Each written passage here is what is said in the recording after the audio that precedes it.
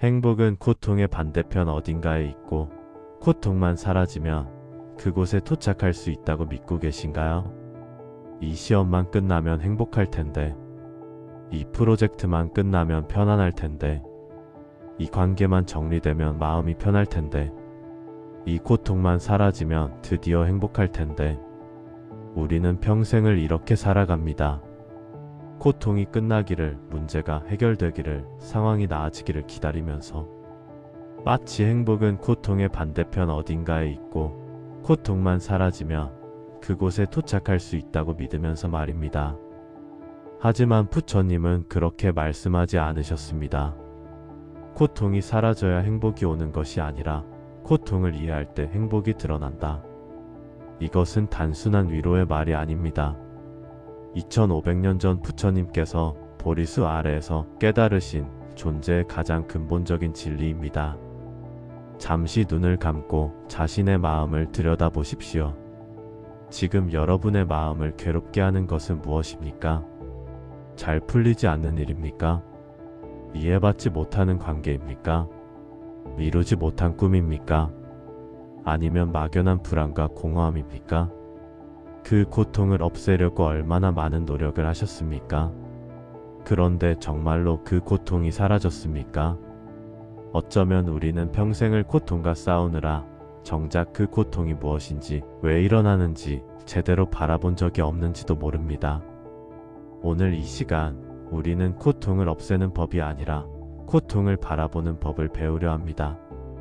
부처님께서 가르치신 사성제 4가지 거룩한 진리를 통해 우리는 놀라운 사실을 발견하게 될 것입니다. 행복은 고통이 끝난 후에 오는 것이 아니라 고통을 이해하는 그 순간 이미 우리 안에 있다는 것을. 고란 무엇인가? 부처님께서 깨달음을 얻으신 후 5 수행자에게 처음으로 설법하셨습니다. 이것이 바로 초전법륜 첫 번째 법문입니다.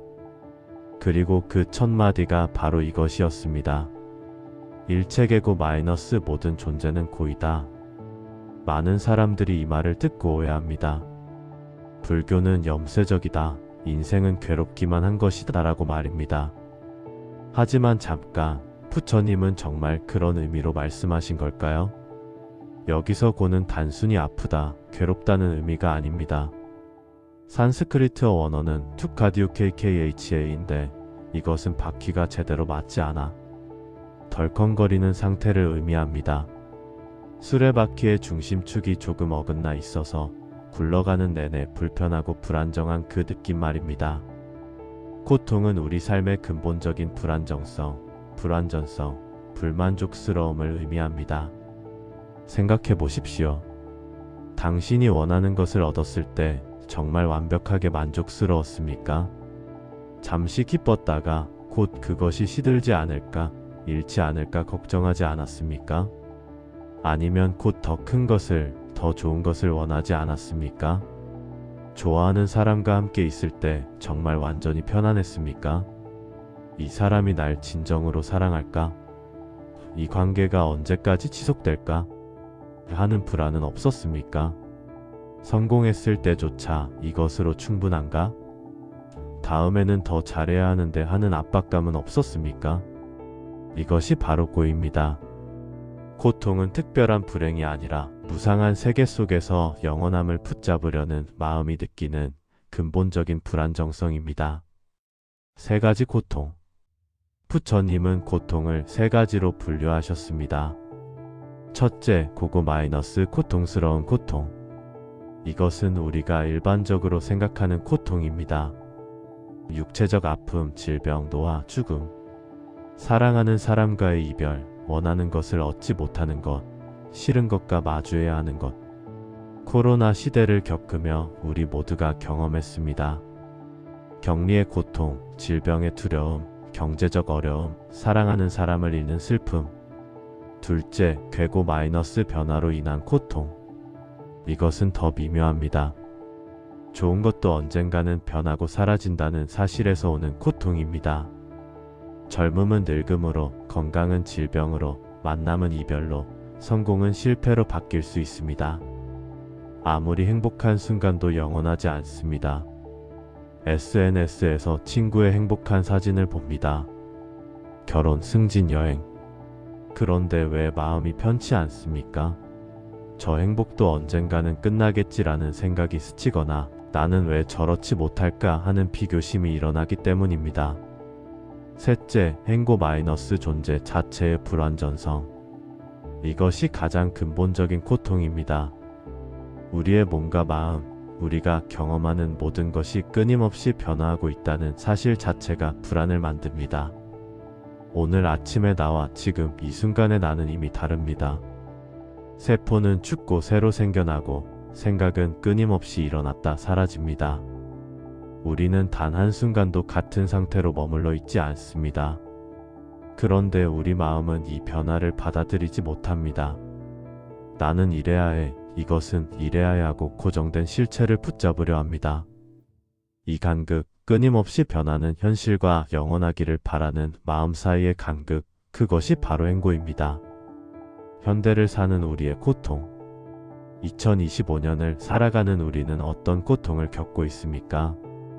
SNS 속 비교의 고통.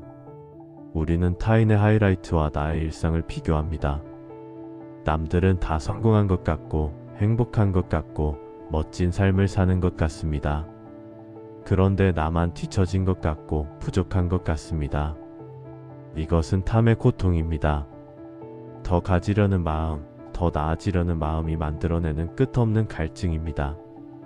관계 속 불안과 인정 욕구. 이 사람이 나를 정말 좋아할까? 내가 충분히 괜찮은 사람일까? 거절당하면 어떡하지? 우리는 타인의 인정을 갈구합니다. 그리고 그것을 얻지 못할 때 혹은 얻었다가 잃을까 봐 불안해합니다. 이것은 아집의 고통입니다. 나라는 것이 흔들리지 않고 확고하게 인정받기를 원하는 마음이 만드는 불안입니다.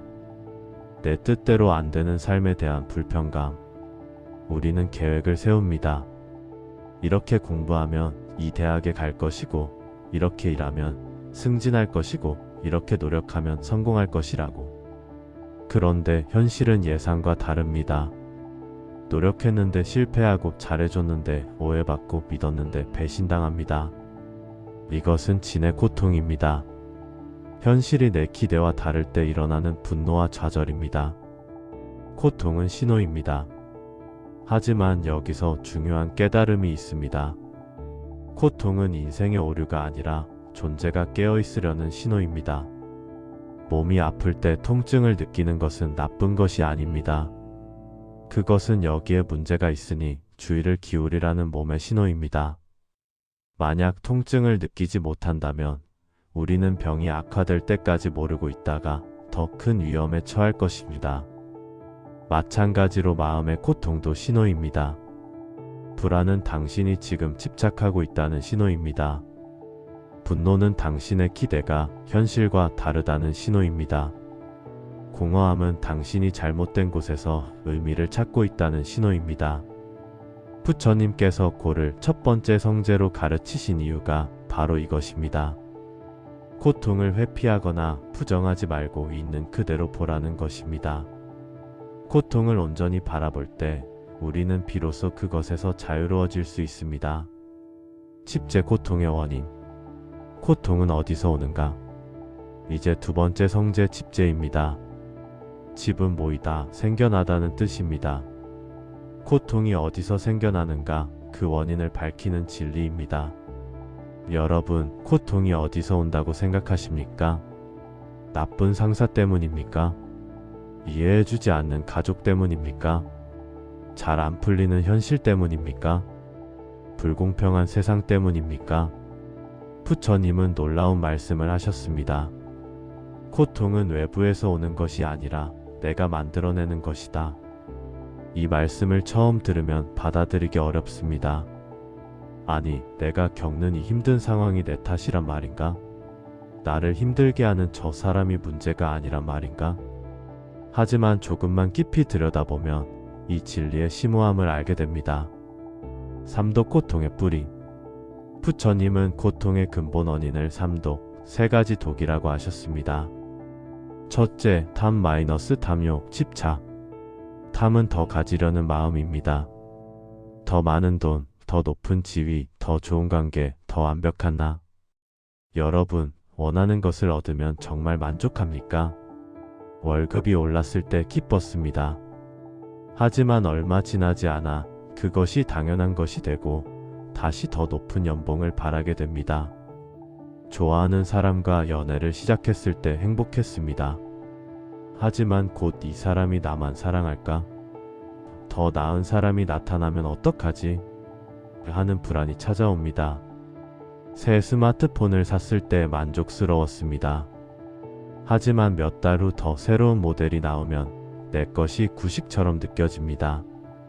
이것이 탐의 본성입니다. 영원히 만족하지 못하는 갈증. 불교의 비유에 이런 것이 있습니다. 갈증이 나서 바닷물을 마십니다. 순간적으로 목이 축축해지지만 곧 더 심한 갈증이 찾아옵니다. 바닷물은 마시면 마실수록 더 목마르게 만듭니다. 탐욕도 마찬가지입니다. 원하는 것을 얻으면 잠시 만족하지만 곧 더 큰 갈망이 생겨납니다. 둘째, 분노 혐오. 진은 뜻대로 되지 않을 때의 분노입니다. 누군가 나를 무시했을 때, 일이 계획대로 풀리지 않을 때, 원하는 것을 얻지 못했을 때 우리는 화가 납니다. 현대 심리학에서는 이것을 기대와 현실의 괴리라고 설명합니다. 하지만 부처님은 2500년 전에 이미 이것을 꿰뚫어 보셨습니다. 생각해 보십시오. 비가 왔습니다. 만약 당신이 집에서 편히 쉴 예정이었다면 비 오는 날이 낭만적으로 느껴질 수도 있습니다. 하지만 중요한 야외 행사가 있었다면 같은 비가 짜증나고 억울하게 느껴집니다. 비 자체는 변하지 않았습니다. 변한 것은 당신의 기대입니다. 누군가 당신에게 오늘 좀 피곤해 보이네라고 말했습니다. 친한 친구가 걱정스러운 표정으로 말했다면 고마워, 신경 써줘서라고 생각할 것입니다. 하지만 별로 좋아하지 않는 동료가 비꼬는 듯한 톤으로 말했다면 나한테 시비 거는 거야? 라고 화가 날 것입니다. 같은 말입니다. 하지만 당신이 그 말에 어떤 의미를 부여하느냐에 따라 고통이 생기기도 하고 안 생기기도 합니다. 진의 고통은 상황 자체가 아니라 이래야 한다, 저래서는 안 된다는 우리의 판단과 기대에서 옵니다. 셋째, 무명, 어리석음. 치는 진실을 보지 못하는 어리석음입니다. 이것이 가장 근본적인 독입니다. 탐과 진도 결국 치에서 나옵니다. 우리는 무엇을 보지 못합니까? 무상을 보지 못합니다. 모든 것이 변한다는 사실을 머리로는 알지만 마음으로 받아들이지 못합니다. 그래서 영원하기를 바라고 변하지 않기를 바라고 그것이 좌절될 때 고통받습니다. 무아를 보지 못합니다.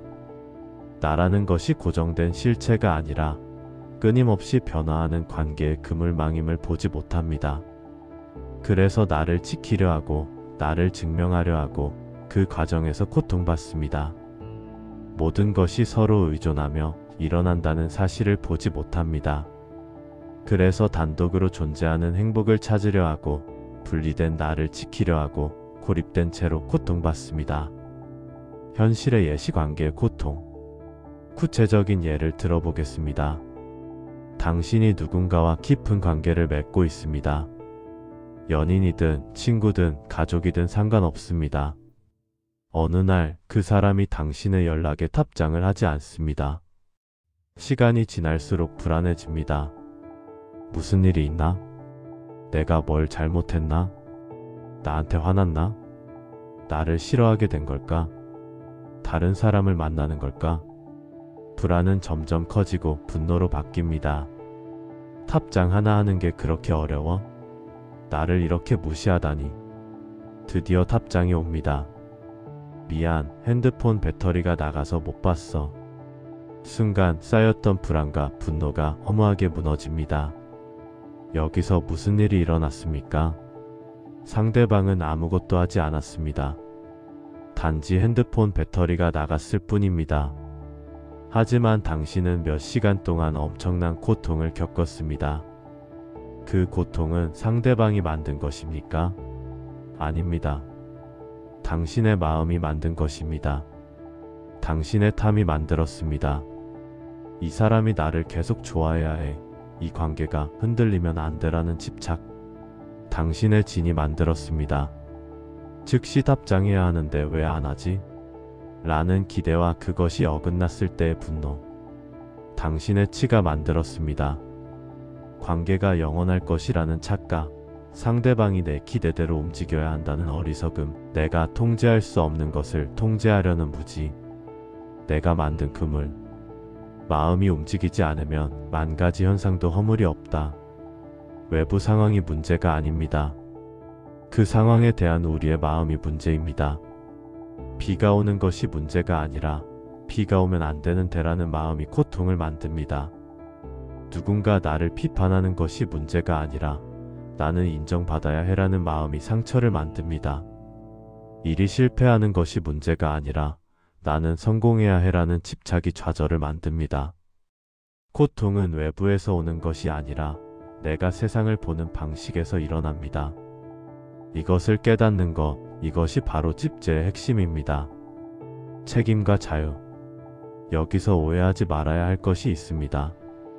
고통이 내 마음에서 온다는 말은 모든 게 내 탓이야, 너만 생각을 바꾸면 되라는 뜻이 아닙니다. 외부 상황이 힘든 것은 사실입니다. 부당한 대우, 불공평한 시스템, 어려운 환경, 이 모든 것이 실제로 존재합니다. 하지만 부처님의 가르침은 이것입니다. 당신은 외부 상황을 항상 바꿀 수는 없다. 하지만 그것을 대하는 마음은 바꿀 수 있다. 그리고 놀랍게도 마음이 바뀌면 상황이 바뀌지 않아도 고통이 줄어들 수 있습니다. 더 놀라운 것은 마음이 바뀌면 때로는 상황도 저절로 바뀌기 시작한다는 것입니다. 비유하자면 이렇습니다. 우리는 색안경을 끼고 세상을 봅니다. 빨간 안경을 끼면 세상이 온통 빨갛게 보입니다. 그리고 세상은 왜 이렇게 빨갛지? 이 빨간 세상이 문제야. 라고 불평합니다. 부처님은 말씀하십니다. 안경을 벗어보라. 안경을 벗는 순간 세상은 변하지 않았지만 당신이 보는 세상은 완전히 달라집니다. 이것이 자유입니다. 외부 조건에 의존하지 않는 자유. 멸제와 도제 고통 속의 행복. 고통의 소멸은 가능한가? 이제 세 번째 성제 멸제입니다. 멸은 꺼지다, 소멸하다는 뜻입니다. 부처님은 고통이 소멸될 수 있다고 하셨습니다. 이것을 열반, 니르바나라고 부릅니다. 많은 사람들이 열반을 오해합니다.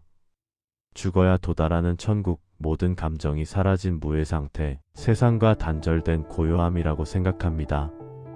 하지만 그렇지 않습니다. 열반은 고통이 끝난 상태가 아니라 고통을 만들어내는 집착이 끝난 상태입니다. 다시 말해, 외부 상황이 완벽해져서 고통받을 일이 없는 상태가 아니라 어떤 상황에서도 고통을 만들어내지 않는 마음의 상태입니다. 행복의 재발견. 여기서 놀라운 전환이 일어납니다. 고통이 끝나야 행복이 오는 게 아니라 고통을 바라보는 순간 행복이 이미 시작됩니다. 무슨 뜻일까요? 우리는 평생을 이렇게 살아왔습니다. 이 고통만 없어지면 행복할 텐데, 저 문제만 해결되면 편안할 텐데, 저기까지만 가면 만족할 텐데. 하지만 한 가지 문제가 해결되면 새로운 문제가 생깁니다. 한 가지 목표에 도달하면 새로운 목표가 생깁니다. 우리는 영원히 아직 도착하지 못한 상태로 살아갑니다. 부처님은 말씀하십니다. 행복은 어딘가에 도착하는 것이 아니다. 지금 이 순간을 있는 그대로 받아들이는 것이다. 고통을 이해한다는 것은 고통과 싸우지 않는다는 것입니다. 고통을 부정하지 않고 회피하지 않고 있는 그대로 바라본다는 것입니다. 그리고 신기하게도 고통을 있는 그대로 바라보는 순간 고통의 힘이 약해집니다. 고통은 깨달음의 문. 고통은 깨달음의 문입니다. 왜일까요? 고통은 우리가 집착하고 있다는 신호이기 때문입니다. 불만 속에서 우리는 무상을 배웁니다. 아, 내가 영원하기를 바라던 것이 변했구나. 모든 것은 변하는구나. 상처 속에서 자비가 자랍니다. 나도 아프니까 다른 사람의 아픔도 이해하게 되는구나. 실패 속에서 무아를 깨닫습니다. 내가 생각하던 나는 환상이었구나. 나는 고정된 것이 아니구나. 나는 혼자가 아니구나. 모든 것과 연결되어 있구나. 한 스승은 이렇게 말했습니다. 눈이 녹으면 봄이 온다. 눈 자체가 문제가 아닙니다. 눈이 녹는 과정이 바로 봄이 오는 과정입니다. 마찬가지로 고통 자체가 문제가 아닙니다. 고통을 이해하는 과정이 바로 행복으로 가는 과정입니다. 부처님의 가르침 톡화살의 비유. 경전에 이런 비유가 있습니다. 한 사람이 톡화살에 맞았습니다. 친구들이 그를 의사에게 데려갑니다. 하지만 그 사람은 화살을 빼기를 거부하며 이렇게 말합니다. 잠깐, 이 화살을 쏜 사람이 누구인지 알아야 해. 이 화살은 무슨 나무로 만들어졌는지 알아야 해. 이 독은 어떤 종류인지 알아야 해. 왜 하필 나를 쏘았는지 이유를 알아야 해. 부처님은 이렇게 말씀하십니다. 어리석은 일이다. 그 모든 것을 알아내기 전에 그 사람은 죽을 것이다. 우리는 평생을 이렇게 살아갑니다. 왜 나한테 이런 일이 생겼을까? 누구 때문에 이렇게 됐을까? 어떻게 하면 과거를 바꿀 수 있을까? 미래는 어떻게 될까? 하지만 부처님은 말씀하십니다. 지금 당장 화살을 빼라. 지금 당장 고통을 직시하라. 왜, 어떻게, 누구 때문인지는 나중 문제입니다. 지금 이 순간 고통을 있는 그대로 보는 것이 먼저입니다. 행복은 이미 여기에. 우리는 평생을 고통에서 도망치느라 정작 고통이 우리에게 가르쳐 주려는 것을 배우지 못한다. 고통은 적이 아닙니다. 고통은 선생님입니다. 고통은 제거해야 할 장애물이 아닙니다. 고통은 통과해야 할 문입니다. 행복은 고통의 반대편에 있지 않습니다. 행복은 고통을 꿰뚫어 본 마음의 평온입니다. 생각해 보십시오. 아기가 처음 걸음마를 배울 때 수없이 넘어집니다. 하지만 아기는 포기하지 않습니다. 왜일까요? 아기는 넘어지는 것을 실패로 생각하지 않기 때문입니다. 그저 일어나는 과정의 일부로 받아들입니다. 그리고 마침내 걸을 수 있게 되었을 때 그 기쁨은 한 번도 넘어지지 않고 걸은 것보다 훨씬 더 큽니다. 우리의 삶도 마찬가지입니다. 고통 없이는 진정한 행복도 없습니다. 어둠을 경험하지 않고는 빛의 소중함을 알 수 없습니다. 겨울을 지나지 않고는 봄의 따뜻함을 느낄 수 없습니다. 행복은 고통이 없는 상태가 아닙니다. 행복은 고통과 기쁨, 슬픔과 즐거움, 성공과 실패를 모두 있는 그대로 받아들이는 마음의 평화입니다. 발정도 실천의 길. 그렇다면 어떻게 이런 마음에 도달할 수 있을까요? 부처님은 네 번째 성제, 도제에서 팔정도를 제시하셨습니다. 정견 마이너스 올바로 보기 사물을 있는 그대로 보는 것. 정사유 마이너스 올바로 생각하기 집착과 분노에서 벗어난 생각. 정어 마이너스 올바로 말하기 거짓말, 험담, 거친 말을 하지 않기. 정업 마이너스 올바로 행동하기 해롭지 않은 행동. 정명 마이너스 올바로 생계 꾸리기 다른 일을 해치지 않는 직업. 정정진 마이너스 올바로 노력하기 꾸준히 수행하기. 정념 마이너스 올바로 기억하기 현재 순간에 깨어있기. 정정 마이너스 올바로 집중하기 마음의 평정을 기르기. 이 모든 것의 핵심은 무엇일까요? 있는 그대로입니다. 세상을 있는 그대로 보고 자신을 있는 그대로 받아들이고 타인을 있는 그대로 존중하고 이 순간을 있는 그대로 경험하는 것. 명상과 실천. 잠시 모든 것을 내려놓으십시오. 편안한 자세로 앉으십시오. 등은 곧게 펴되 긴장하지는 마십시오. 눈은 가볍게 감거나 반쯤 뜨고 아래를 바라보십시오. 그저 지금 있는 그대로의 호흡을 느끼십시오. 코끝에서 시원한 공기가 들어오는 것을 느껴보십시오. 마음이 흔들립니다. 온갖 생각이 떠오릅니다. 이거 제대로 하고 있나? 저녁에 뭐 먹지? 내일 회 준비는 했나? 괜찮습니다. 그것이 마음의 본성입니다. 생각이 일어났음을 알아차리고 부드럽게 다시 호흡으로 돌아오십시오. 싸우지 마십시오. 억누르지 마십시오. 그저 알아차리고 놓아주고 돌아오십시오. 이 순간 과거는 없습니다. 이 순간 미래도 없습니다. 오직 지금 이 숨만이 있습니다. 이 숨이 들어오고 나가는 사이에 고통도 잠시 머물다 갑니다. 행복도 잠시 머물다 갑니다. 모든 것이 이렇게 흘러갑니다. 붙잡을 수 없습니다. 붙잡을 필요도 없습니다. 고통을 바라보는 수행. 이제 조금 더 깊이 들어가 보겠습니다. 지금 당신을 괴롭히는 것을 하나 떠올려 보십시오. 크든 작든 상관없습니다. 해결되지 않은 문제, 풀리지 않는 관계, 이루지 못한 꿈, 혹은 막연한 불안. 그것을 마음속에 불러오십시오.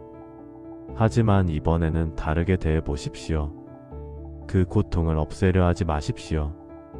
해결책을 찾으려 하지 마십시오. 그저 바라보십시오. 마치 하늘에 떠가는 구름을 바라보듯이, 마치 강물에 떠내려가는 나뭇잎을 바라보듯이, 아, 지금 이런 고통이 있구나. 판단하지 마십시오. 이건 나쁜 거야, 이게 왜 생긴 거야 라고 생각하지 마십시오. 그저 있는 그대로 바라보십시오. 이상한 일이 일어납니다. 고통을 바라보기만 하는데 그 힘이 조금 약해지는 것을 느낍니다. 왜일까요? 우리는 평소에 고통을 바라보지 않습니다. 도망치거나 억누르거나 다른 것으로 덮으려 합니다. 그러면 고통은 마음 깊은 곳에 쌓이고 쌓여 점점 더 큰 힘을 갖게 됩니다. 하지만 있는 그대로 바라보면 고통은 그저 하나의 느낌일 뿐임을 알게 됩니다. 고통도 무상합니다. 영원하지 않습니다. 잠시 왔다가 갑니다. 당신이 그것과 싸우지 않으면 그것은 저절로 흘러갑니다. 고통을 받아들이십시오. 저항하지 마십시오. 이것이 지금 이 순간의 진실입니다. 피하지 마십시오.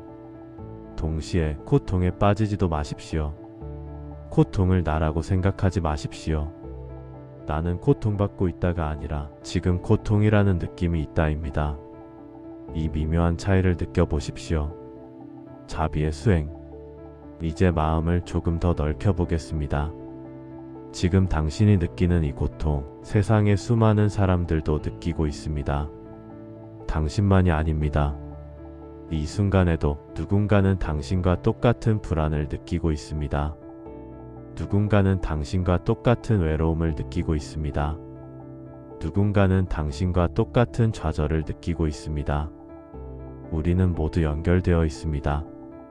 고통 속에서도 연결되어 있습니다. 천천히 마음속으로 말해 보십시오. 이 고통을 느끼는 모든 존재가 평화롭기를, 이 불안을 느끼는 모든 존재가 편안하기를, 이 외로움을 느끼는 모든 존재가 사랑받기를, 자신을 포함해서입니다. 나 자신도 평화롭기를, 나 자신도 편안하기를, 나 자신도 사랑받기를. 이것이 자비입니다. 남의 고통을 함께 느끼고 그들에게 행복을 주고자 하는 마음차. 그리고 그 자비는 자신에게서 시작됩니다. 자신에게 자비롭지 못한 사람은 타인에게도 진정으로 자비로울 수 없습니다. 숨을 들이마시며 세상의 모든 고통을 받아들이십시오. 숨을 내쉬며 평화와 사랑을 내보내십시오. 두려워하지 마십시오.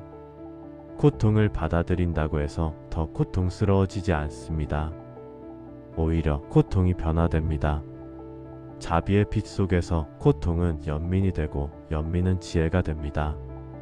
천천히 돌아옵니다. 이제 천천히 바깥으로 주의를 넓혀보십시오. 몸의 감각을 느껴보십시오. 의자에 앉아있는 몸의 무게, 발이 바닥에 닿은 느낌, 손이 무릎에 놓인 느낌. 주변의 소리를 들어보십시오. 가까운 소리, 먼 소리. 판단하지 말고 그저 듣기만 하십시오. 준비되면 천천히 눈을 뜨십시오. 세상이 조금 다르게 보입니까? 같은 세상이지만 보는 마음이 달라졌을 것입니다. 삶으로 가져가기. 일상에서의 수행. 명상은 방석 위에서만 하는 것이 아닙니다.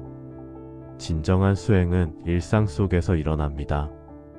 아침에 눈을 떴을 때 잠시 멈추고 3번만 깊이 숨을 쉬십시오. 새로운 하루를 시작한다. 지금 이 순간을 온전히 살겠다. 첫 숟가락을 입에 넣기 전에 이 음식이 여기까지 오기 위해 거친 수많은 인연을 생각해 보십시오. 농부, 요리사, 햇빛, 비, 흙, 수많은 존재들의 노력. 천천히 음미하며 드십시오. 화가 날 때 즉시 반응하지 마십시오. 3번 숨을 쉬십시오. 지금 내 안에 분노가 있다고 알아차리십시오. 왜 화가 났지? 가 아니라 화가 났구나입니다. 있는 그대로 받아들이고 현명하게 대응하십시오. 불안할 때 미래를 걱정하는 마음을 알아차리십시오. 지금 이 순간 실제로 어떤가? 라고 물어보십시오. 대부분의 경우 지금 이 순간은 괜찮습니다. 문제는 미래에 대한 상상 속에만 있습니다. 누군가와 대화할 때 진정으로 들으십시오. 다음에 할 말을 생각하지 말고 판단하지 말고 그저 그 사람의 말과 마음을 들으십시오. 그것만으로도 큰 선물입니다. 잠들기 전 하루를 돌아보십시오. 잘한 것, 못한 것을 판단하지 말고 그저 있었던 일들을 떠올려 보십시오. 오늘 하루 살아 있었음에 감사하십시오. 내일은 또 다른 새로운 하루입니다. 조금씩 천천히. 완벽하려 하지 마십시오. 부처님도 하루아침에 깨달음을 얻지 않으셨습니다. 6년간의 구도 끝에 마침내 보리수 아래에서 깨달음을 얻으셨습니다. 우리는 보통 사람입니다. 한 번에 모든 것을 바꿀 수 없습니다. 하지만 조금씩 천천히 꾸준히 나아갈 수 있습니다. 오늘 하루만, 한순간만이라도 알아차리며 살아보십시오. 양치할 때 양치에 집중하고, 걸을 때 걷는 것을 느끼고, 먹을 때 맛을 음미하고, 숨 쉴 때 숨을 느끼십시오. 그것만으로도 충분합니다. 선가의 스승들은 이렇게 말합니다. 걸을 때는 그저 걷고 앉을 때는 그저 앉아라. 무엇보다 머뭇거리지 마라. 공동체의 힘. 혼자 수행하기 어렵습니다. 가능하다면 함께 수행하는 친구들을 찾으십시오. 절에 가서 법회에 참석해 보십시오. 명상 모임에 나가 보십시오. 혼자 걷는 길은 외롭습니다. 하지만 함께 걷는 길은 즐겁습니다. 부처님도 삼보를 말씀하셨습니다. 불 마이너스 부처님, 법 마이너스 가르침, 승 마이너스 수행 공동체. 이 셋이 함께 있을 때 우리는 길을 잃지 않습니다. 자비로 마무리하며 오늘 이 자리에 함께 해주신 모든 분들께 감사드립니다. 여러분이 이 시간을 내어 이 자리에 온 것, 그것만으로도 여러분은 이미 구도자입니다. 진리를 찾는 사람입니다. 세상에는 두 종류의 사람이 있습니다. 한 종류는 고통을 회피하며 사는 사람입니다. 고통이 올 때마다 도망치고 숨기고 다른 것으로 덮으려 합니다. 다른 한 종류는 고통을 직면하며 사는 사람입니다. 고통이 올 때 그것을 바라보고 이해하고 그 속에서 배웁니다. 여러분은 후자를 선택하신 것입니다. 그것은 용기 있는 선택입니다. 길이 험난할 것입니다. 때로는 더 힘들어 보일 수도 있습니다. 왜냐하면 이제 고통을 회피하지 않고 직면하기로 했으니까요. 하지만 약속드립니다. 이 길의 끝에는, 아니 이 길 자체 속에 진정한 평화가 있습니다. 진정한 자유가 있습니다. 진정한 행복이 있습니다. 우리는 모두 함께 걷고 있습니다. 당신이 느끼는 고통, 나도 느꼈습니다. 당신이 묻는 질문, 나도 물었습니다. 당신이 걷는 길, 우리 모두가 걷고 있습니다. 혼자가 아닙니다. 고통 속의 행복. 마지막으로 한 이야기로 마무리하겠습니다. 어느 선생에게 제자가 물었습니다. 스승님, 깨달으면 더 이상 고통이 없습니까? 선생이 웃으며 대답했습니다. 깨달으면 고통이 없어지는 것이 아니라 고통을 고통으로 만들지 않게 된다. 제자가 다시 물었습니다. 그게 무슨 말씀이십니까? 선생이 말했습니다. 비가 온다. 깨닫지 못한 사람은 비가 오면 안 되는 데라고 괴로워한다. 하지만 깨달은 사람은 그저 비가 오는구나 하고 우산을 든다. 이것입니다. 고통이 끝나야 행복이 시작되는 것이 아닙니다. 고통을 있는 그대로 바라보는 그 순간, 고통과 싸우지 않는 그 순간, 고통을 수용하는 그 순간, 행복은 이미 여러분의 마음속에서 조용히 피어나고 있습니다. 그 행복은 조건에 의존하지 않습니다. 날씨가 좋아서, 일이 잘 풀려서, 누가 나를 좋아해서 생기는 행복이 아닙니다. 그 행복은 이해에서 옵니다. 삶의 본성을 이해하고 고통의 원인을 이해하고 나 자신을 이해했을 때 오는 깊은 평화입니다. 한 걸음 한 걸음, 하루하루, 한숨 한숨 우리는 그 행복을 향해 걷고 있습니다. 아니, 더 정확히 말하면 우리는 이미 그 행복 속에 있습니다. 다만 아직 알아차리지 못했을 뿐입니다. 지금 이 순간 숨을 깊이 들이마셔 보십시오. 이 숨 속에 모든 것이 있습니다. 과거도 미래도 고통도 행복도 모두 이 한 숨 속에 있습니다. 그리고 이 숨이 끝나면 새로운 숨이 시작됩니다. 끝없이 새롭게. 우리의 삶도 그렇습니다. 고통이 끝나야 행복이 시작되는 것이 아닙니다. 고통을 있는 그대로 바라보는 그 순간, 행복은 이미 여러분 마음속에서 조용히 피어나고 있습니다. 오늘 이 자리에 함께 해주신 모든 분들께 모든 존재들이 고통에서 벗어나기를, 모든 존재들이 행복하기를, 모든 존재들이 평화롭기를 감사합니다.